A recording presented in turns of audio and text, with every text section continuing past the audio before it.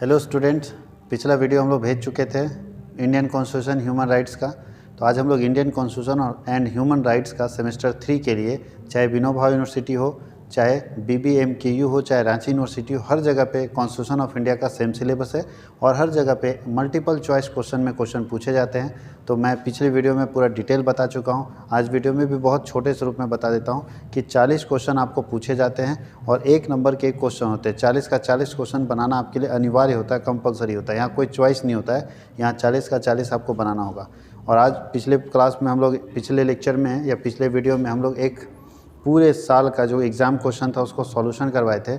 आज फिर से एक एग्ज़ाम क्वेश्चन लेकर आए जो 16 से 19 में, यानी सेशन 16-19 में जो क्वेश्चन पूछा था वो क्वेश्चन आज हम लोग फिर डिस्कस करने जा रहे हैं। और ये Indian constitution and human rights है। और याद रखिएगा, ये आर्ट्स के स्टूडेंट हो, साइंस के स्टूडेंट हो या कॉमर्स के स्टूडेंट हो, सारे स्टूडेंट के लिए ये ज़रूरी पेपर है। क्योंकि ये जो पेपर है वो कॉमन कोर्स की तरह है और कॉमन पेपर की तरह है, तो सारे बच्चों को पढ़ना अनिवार्य है। सारे बच्चों को ये पेपर पढ़ना ही पड़ेगा। तो चलिए स्टार्ट करते हैं, देखते हैं 2016-19 में। और फिर मैं बता दूं कि अगर आप नए हैं मेरे चैनल पे तो चैनल को सब्सक्राइब कर लीजिएगा, लाइक कर दीजिएगा और बेल बटन को ऑन कर लीजिएगा ताकि लेटेस्ट वीडियो का नोटिफिकेशन आप तक पहुंचे। और पूरे झारखंड के जितने यूनिवर्सिटीज़ हैं और बिहार के जो यूनिवर्सिटीज़ हैं उनके पूरे का पूरा पैटर्न के अकॉर्डिंग मॉडल पेपर बना के कॉमर्स पढ़ हजारीबाग के इस चैनल के ऊपर आपको मिलेगा। और सारा का सारा मॉडल पेपर आपके सब्जेक्ट से रिलेटेड मिलेगा। खास करके जो ऑनर्स पेपर है वो कॉमर्स का ही मिलेगा, कॉमर्स का ऑनर्स पेपर का सारा मिलेगा, चाहे कोई यूनिवर्सिटी का देख लें।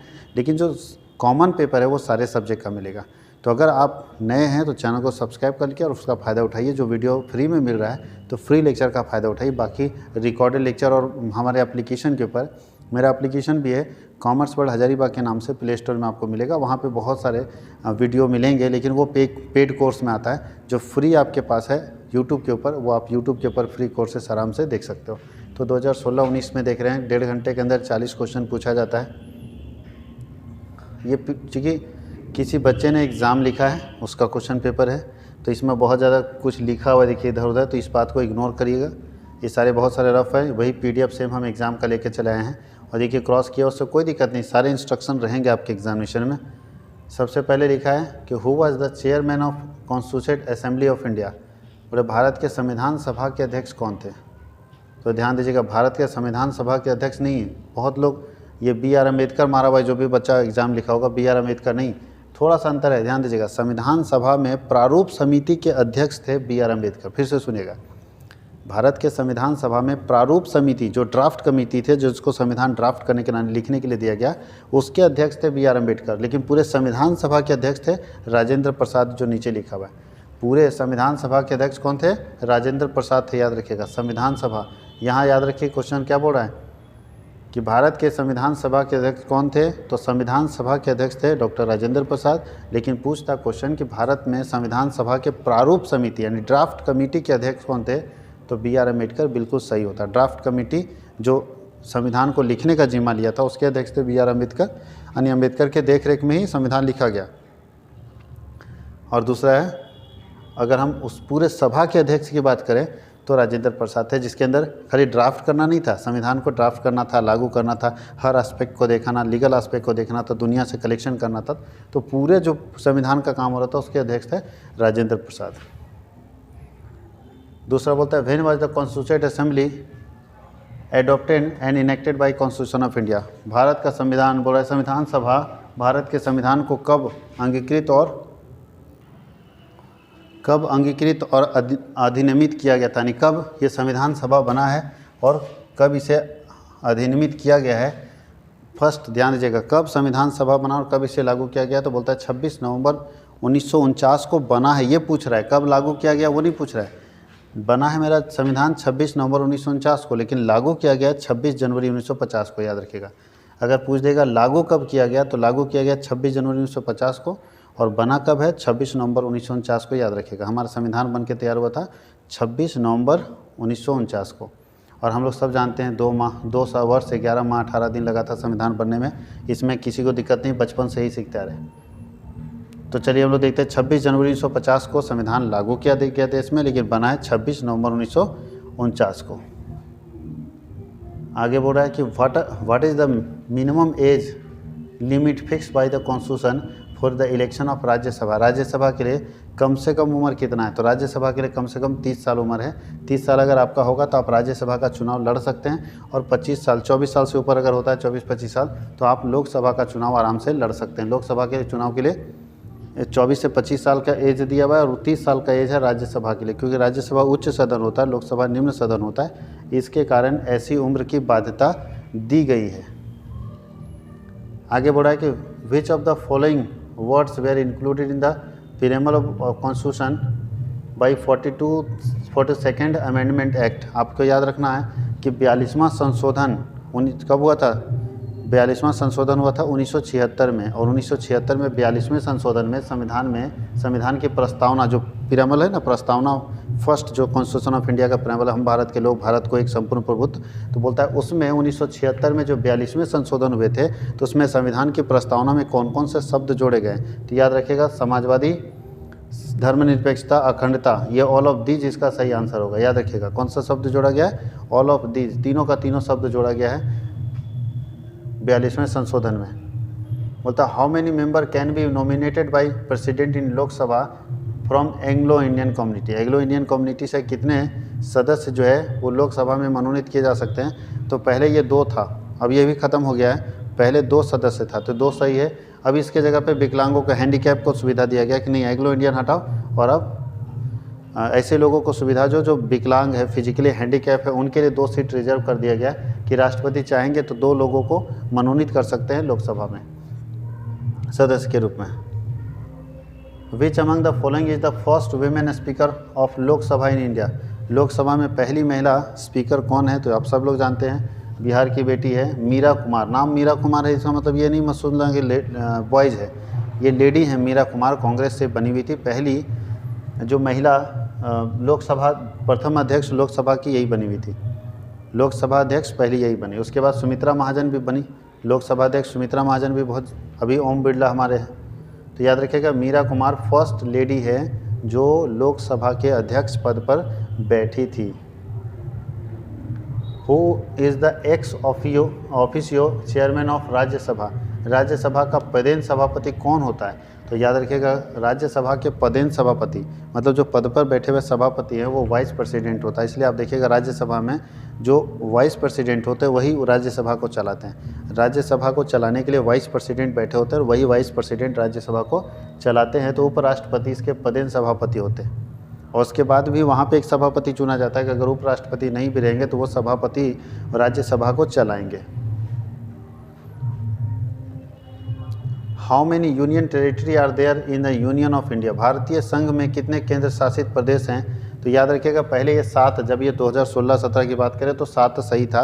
अभी के हिसाब से अगर बात करें तो 9, चूँकि एग्जाम में पहले हुआ था इसलिए इसका 7 आंसर ठीक होगा जो भी बच्चा लिखा होगा, लेकिन अभी 9 हो गया क्योंकि 2 केंद्र शासित प्रदेश और जुड़ गए हैं।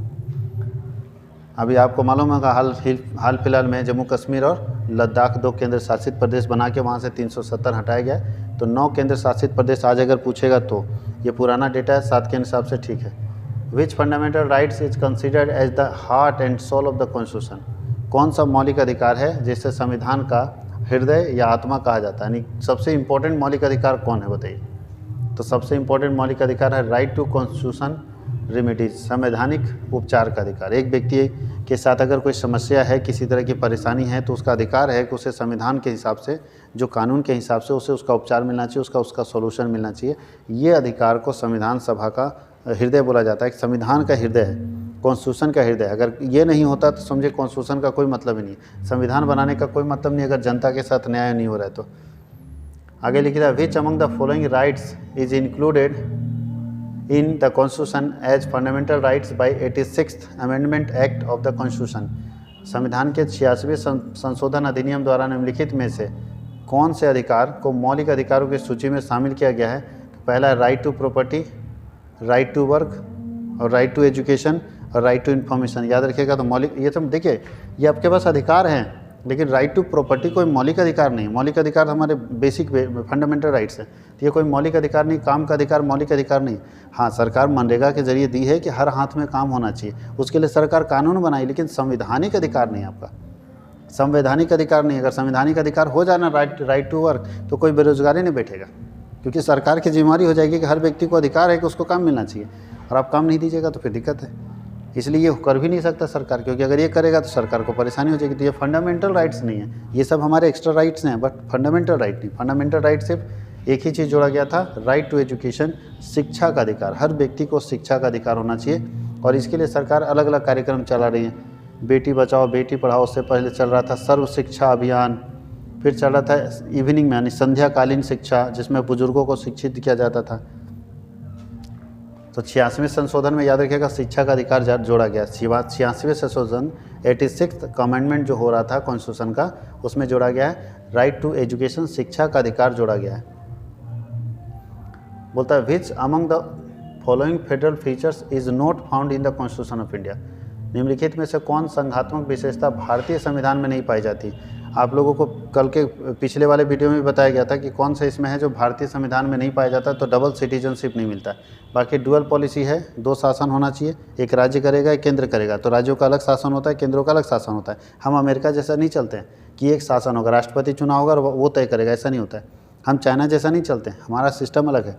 बोलता है कि छोटे राज्यों को एक अलग एक अलग सरकारें चलाएंगी और केंद्र को अलग सरकार चलाएंगे, यानी हमारे यहाँ दोहरा शासन पॉलिसी है। उसके बाद है निर्मित संविधान, हमारे यहाँ निर्मित संविधान है। दोहरी नागरिकता, बोलता है दोहरी नागरिकता नहीं सर, भारत में अगर आपको रहना है तो सिर्फ एक देश की नागरिकता मिल सकती है। अगर आप किसी और देश की नागरिकता ले लेते हैं तो एक देश की नागरिकता ऑटोमेटिक ख़त्म हो जाएगी, यानी अगर आप दूसरी देश की नागरिकता प्राप्त कर लेते हैं तो पहली देश की नागरिकता अपने आप समाप्त हो जाएगी, क्योंकि भारत में डबल सिटीजनशिप का कंडीशन है ही नहीं। और बोलता है निष्पक्ष न्यायपालिका, ये तो बिल्कुल है। तो ये 3 है, सही है। दोहरा शासन भी मेरे यहाँ भी चल रहा है, निर्मित संविधान है और निष्पक्ष न्यायपालिका हमारे यहाँ है, लेकिन दोहरी नागरिकता का कंडीशन हटा दिया गया है। बोलता है विच of the following articles of fundamental rights of the constitution guarantees right against exploitation. कौन सा इसमें आर्टिकल है जो राइट्स अगेंस्ट एक्सप्लॉयटेशन को जो है वो मतलब शोषण के विरुद्ध अधिकार के लिए मौलिक अधिकार कौन सा अनुच्छेद प्रदान करता है। तो पिछले वाले भी क्वेश्चन में था, अनुच्छेद 23 और 24 जो है वो राइट टू फंडामेंटल राइट्स देता है। क्या फंडामेंटल राइट्स देता है? तो बोलता है कि शोषण के विरुद्ध अधिकार देता है, कि शोषण के विरुद्ध अधिकार हमारे पास है कि हमको कोई शोषित नहीं कर सकता। उसके लिए जो फंडामेंटल राइट्स दिए गए हैं वो कौन से मौलिक अधिकार के अंदर दिए गए हैं? तो 23 और 24 मौलिक अधिकार के अंदर वो सारे फंडामेंटल राइट्स दिए गए हैं। आगे लिखा है विच part of the constitution is related with the fundamental duties. इसमें से कौन सा संविधान का कौन सा मौलिक भाग है जो मौलिक कर्तव्यों से संबंधित है। तो याद रखिएगा मौलिक कर्तव्य जितने भी फंडामेंटल ड्यूटीज़ हैं वो भाग 3 में है। भाग 3 में फंडामेंटल ड्यूटीज़ डाले गए हैं, यानी जितने भी फंडामेंटल ड्यूटीज़ हैं वो भाग 3 में डाले गए हैं। बोलता है संसद, भारत में संसद की संयुक्त अधिवेशन कौन बुलाता है? कौन जो है वो कॉल कर सकता है ज्वाइंट सेशन ऑफ पार्लियामेंट? तो आप सब लोग जानते हैं राष्ट्रपति अकेले एक व्यक्ति हैं जो चाहेंगे तो लोकसभा राज्यसभा का ज्वाइंट सेशन बुला के, और वैसे ज्वाइंट सेशन को ही संबोधित करते हैं। राष्ट्रपति का संबोधन जब होता है तो ज्वाइंट सेशन होता है, यानी सारे लोग मिले रहते हैं, राज्यसभा और लोकसभा के सारे लोग मिलके ज्वाइंट सेशन को संबोधित करते हैं। तो राष्ट्रपति के पास ये अधिकार है कि वो राज्यसभा और लोकसभा का ज्वाइंट सेशन बुला सकते हैं। Who among the following is the first women president of India? सारे लोग जानते हैं, पहली महिला राष्ट्रपति। ये तो राष्ट्रपति बनी नहीं, ये भी राष्ट्रपति बनी नहीं, ये भी राष्ट्रपति बनी नहीं। तो राष्ट्रपति आप सब लोग जानते हैं प्रतिभा देवी सिंह पाटिल। प्रतिभा देवी सिंह पाटिल पहली महिला राष्ट्रपति थी, याद रखिएगा। प्रतिभा देवी सिंह पाटिल पहली महिला राष्ट्रपति थी। Who gives oath to the office of the president of India? Bharat के राष्ट्रपति को पद की शपथ कौन दिलाता है? तो राष्ट्रपति को पद की शपथ दिलाता है चीफ जस्टिस ऑफ इंडिया, सर्वोच्च न्यायालय के मुख्य न्यायाधीश, chief justice of India, CJI इसको बोलते हैं। तो याद रखिएगा चीफ जस्टिस ऑफ इंडिया इसको शपथ दिलाएगा राष्ट्रपति को, और राष्ट्रपति जो है वो किसको शपथ दिलाएगा? सुप्रीम कोर्ट के, यानी सुप्रीम कोर्ट के चीफ जस्टिस को राष्ट्रपति शपथ दिलाता है और राष्ट्रपति को ये शपथ दिलाता है, क्योंकि दोनों अपने अपने जगह के लीडर हैं, इनके ऊपर कोई है ही नहीं, तो शपथ कौन दिलाएगा?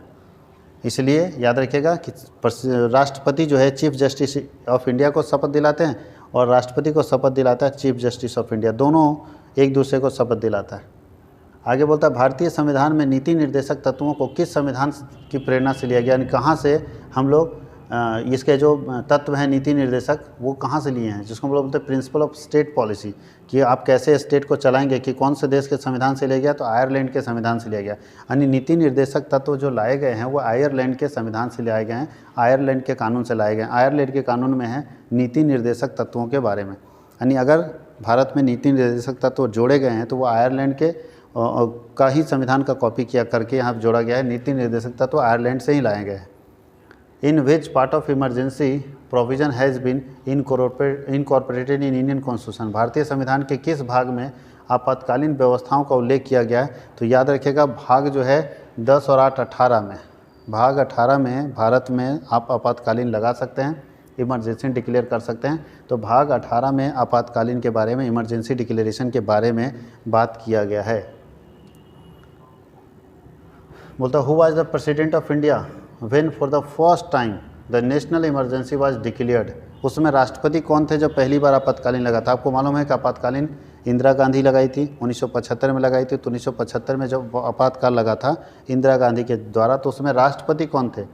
तो याद रखिएगा उसमें राष्ट्रपति कौन थे, राजेंद्र प्रसाद थे।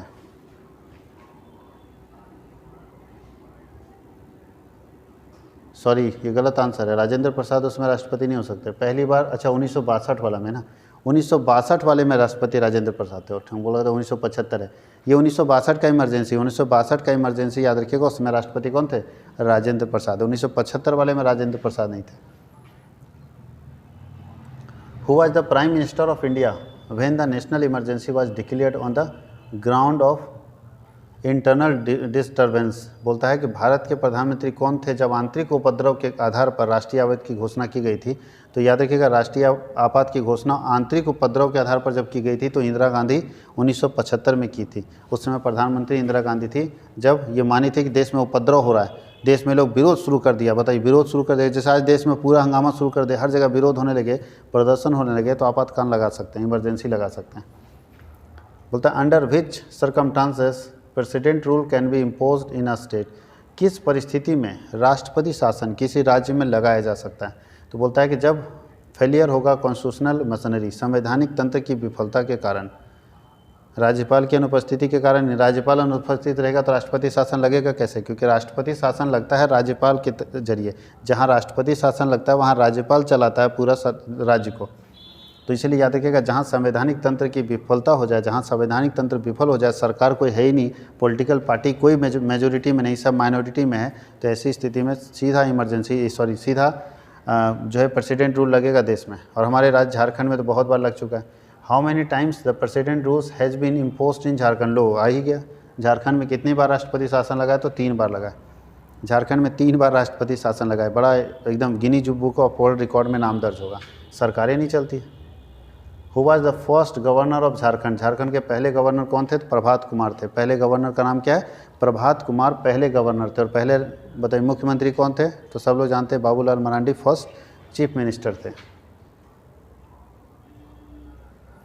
उसके बाद विच among the following is a not a state, इसमें से कौन ऐसा है जो राज्य नहीं है। किसको आप राज्य नहीं बोल सकते हैं, मणिपुर राज्य है, मिजोरम राज्य है, मेघालय राज्य है, लेकिन पांडुचेरी राज्य नहीं, केंद्र शासित प्रदेश है। तो इसका सही आंसर होगा पांडुचेरी, ये राज्य नहीं है, केंद्र शासित प्रदेश है, इसलिए इसको राज्य का दर्जा नहीं दिया गया है। Which state of the following has been given a special status under article 370 of the constitution, Bharat के संविधान में अनुच्छेद 370 के अंदर किस राज्य को विशेष दर्जा दिया गया है। ये क्वेश्चन अब आपसे तो पूछने वाला है नहीं, ये 16-17 में पूछा गया था क्योंकि उसमें था जम्मू कश्मीर, लेकिन अब ये क्वेश्चन नहीं पूछेगा क्योंकि अब इसको भी जो स्पेशल स्टेटस था वो भी छीन लिया गया, 370 जम्मू कश्मीर से हटा दिया गया। तो अब ये सवाल नहीं पूछेगा क्योंकि जम्मू कश्मीर में भी अब 370 नहीं लगता है, 370 वहाँ से भी हटा दिया गया। तो स्पेशल जो स्टेटस मिला था जम्मू कश्मीर को 370 धारा के अंदर, वो भी ख़त्म कर दिया गया। तो ये क्वेश्चन बहुत नहीं पूछेगा। या ये पूछ सकता है कि हाल फिलहाल में किससे 370 धारा हटा हुआ है।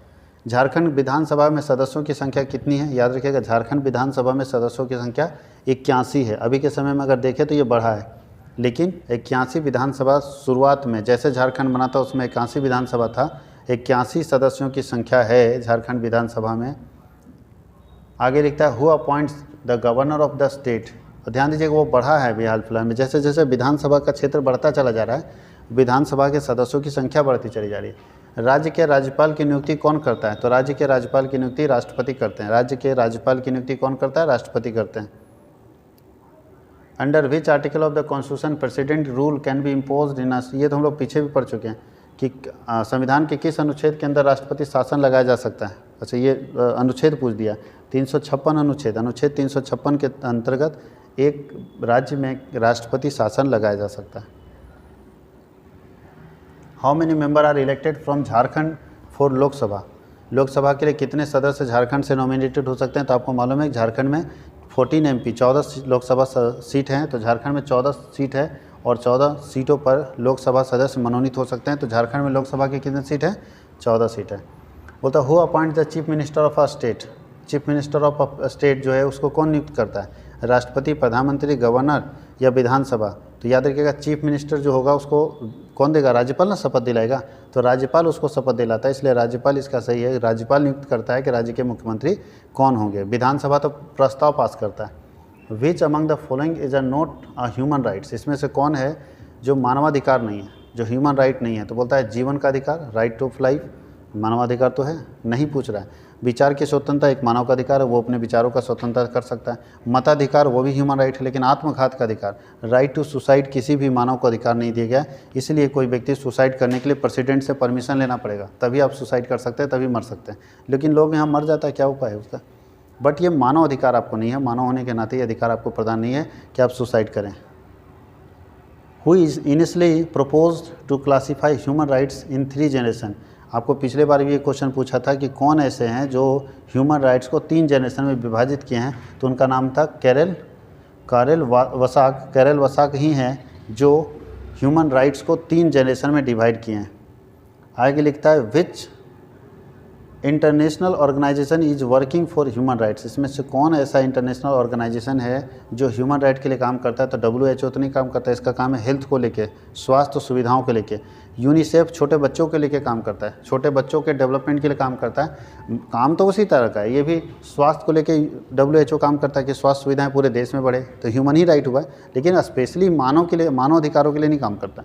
ये भी बच्चों के लिए, एजुकेशन के लिए काम करता है। लेकिन एमनेस्टी इंटरनेशनल जो है, यही एक ऐसी संस्था है जो पूरे देश, पूरी दुनिया में ह्यूमन राइट्स के ऊपर अकेली काम करती है।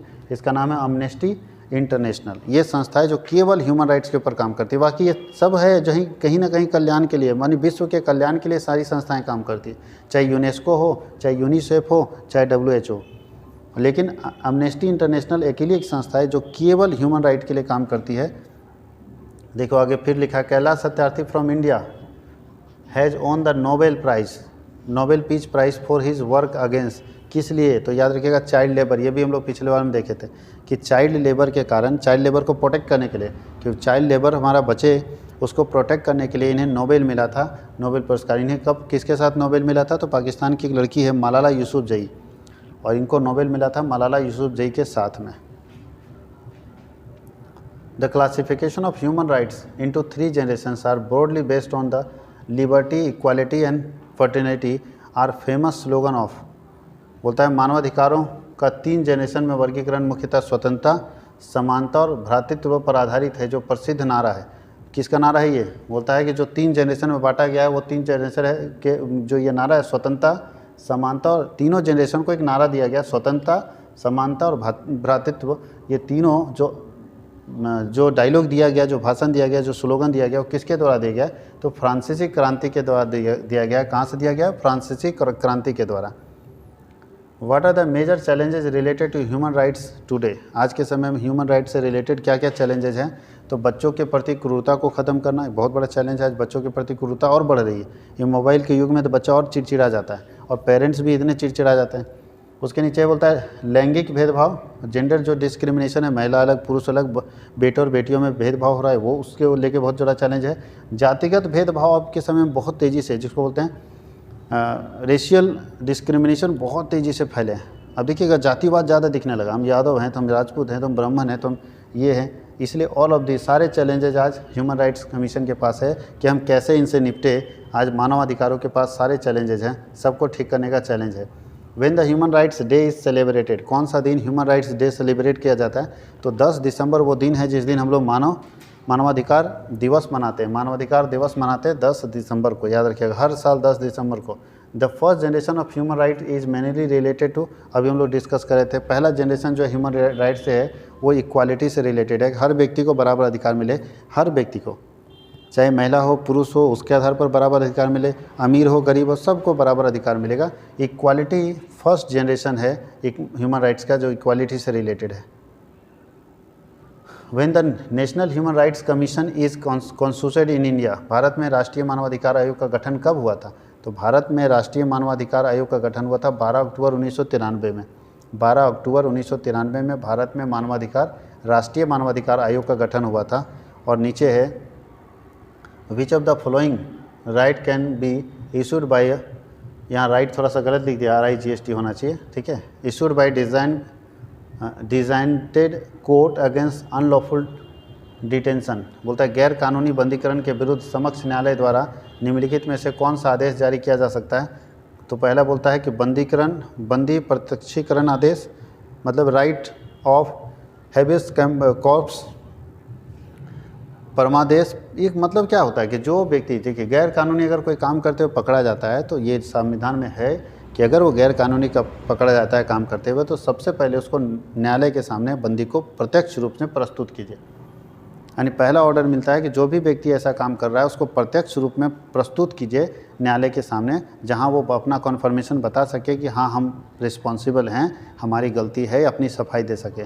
तो ये 40 क्वेश्चन हम लोग देख लिए, 2 साल का हम लोग क्वेश्चन कर चुके हैं। अगर आप ठीक से पढ़ेंगे तो बहुत, इसका 2 आंसर नीचे, 2 ऑप्शन नीचे दिया हुआ सेकेंड में, लेकिन फर्स्ट वाला ही आंसर है तो दिक्कत नहीं है। बंदी प्रत्यक्षीकरण आदेश, अगर हम लोग सही से देखें तो 40 क्वेश्चन कंप्लीट कर चुके हैं और एक और 40 क्वेश्चन लेकर आएंगे। और अगर 120 क्वेश्चन आप पढ़ के जाते हैं तो मेरा दावा है कि आपका उसमें से क्वेश्चन आएगा ही आएगा। इसलिए आप लगातार तैयारी करते रहिए। और जैसा अभी तक का क्वेश्चन पेपर आया है कॉमर्स और हजारीबाग का मॉडल पेपर, इस बार भी आएगा, इसकी उम्मीद है, इसकी गारंटी है। इसलिए लगे रहिए। जय हिंद।